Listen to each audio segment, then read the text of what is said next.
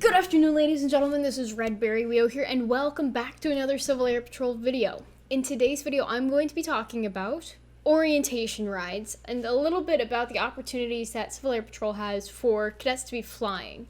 Now, in order to be eligible to fly in those orientation rides, you must be under the age of 18, and then you will fly with a qualified pilot that has met the minimum requirements for hours, in addition to an evaluation from Civil Air Patrol that says that they are qualified and that they can be flying those Civil Air Patrol aircraft. Now, a few different questions that parents might ask is, what does it cost? And there is no cost associated with cadets flying. They get 5 free powered and 5 free glider flights. So that's 10 total flights. 5 of them are going to be in something called a Cessna, which is a Cessna 172 or 182 typically.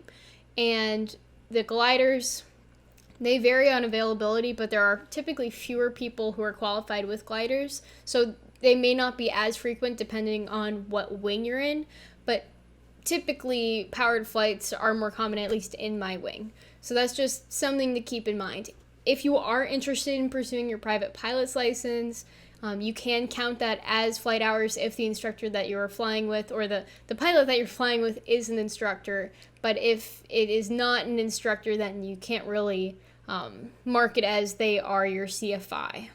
And they don't have a CFI number or ID. So that's just something to keep in mind when you are doing your orientation flight as well, if that's a concern.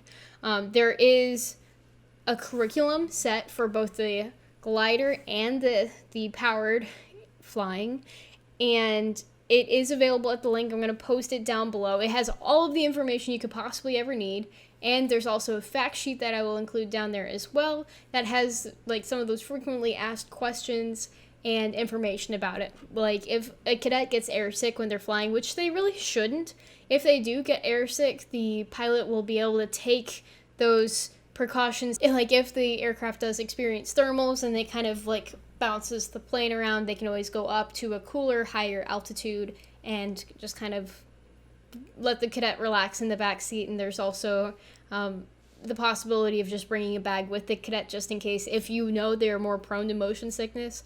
But the maneuvers that are done during those orientation rides are not at all that intense.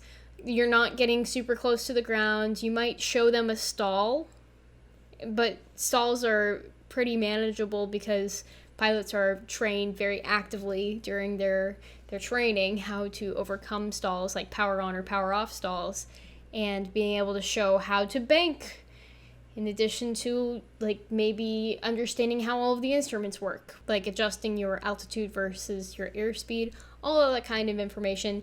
The flying is in the orientation ride though is just to kind of show what flying is like and see if cadets want to further pursue flying. If they don't want to use all 5 of their flights, that's okay, and there is no requirement really other than squadrons trying to get new members in within the first 1 or 2 months of them joining, just to make sure that they get that orientation ride early on to kind of bring them into the aviation side of, well, Civil Air Patrol and its mission. So that is just an awesome opportunity that members can take advantage of if they are interested. I know I was able to get one when I was younger, and then I got the rest of them when I was older. I didn't get to do gliders, and I got to do gliders when I was doing IACE, which was a really cool opportunity, but I did not get to do flying gliders with my wing. So if you were lucky enough, then maybe you will get the chance to do that, and it should be a lot of fun. So I think there are a few other points that I want to discuss, such as if you want to fly more than 5 times as a cadet and you're under 18, you can fly in the back seat. The 5 free flights is for when you're sitting in the front seat, and if you're sitting in the back seat, it does not count towards that number. It's basically like if you get to touch the flight controls during that flight, then it counts. So if you enjoy just flying, then you are more than welcome to go up in the back of the plane when you're allowed, when COVID restrictions aren't still taking place and we're allowed to have more than 2 people in the plane with like the cadet and the senior member who's doing the orientation ride, then you should be able to go in and have like 2 cadets in the back seat, 1 cadet in the front with that pilot, and then be able to do a few orientation rides. So another thing to keep in mind is that the cadets do not get to take off, land, or taxi or anything like that. They're allowed to do some things with the flight controls, and the pilot will tell them, hey, you have the flight controls. Cadet will say, I have the flight controls. It's that positive transfer of controls, and just making sure that everyone understands who has the airplane. And the pilot will always be kind of like that pilot in command, and they will have that final decision-making authority. But if you are part of the crew, then you can always speak up if you see something, like if you see traffic coming from your 11 o'clock, then say, oh, there is traffic at 11 o'clock about 500 feet above us, and then keep that open line of communication. So I think the opportunity of free orientation rides is absolutely fantastic, and if you have the opportunity, you definitely should do it. If you were not aware of it previously, then please go ahead and talk to your local squadron and see if it would be possible to actually do orientation rides.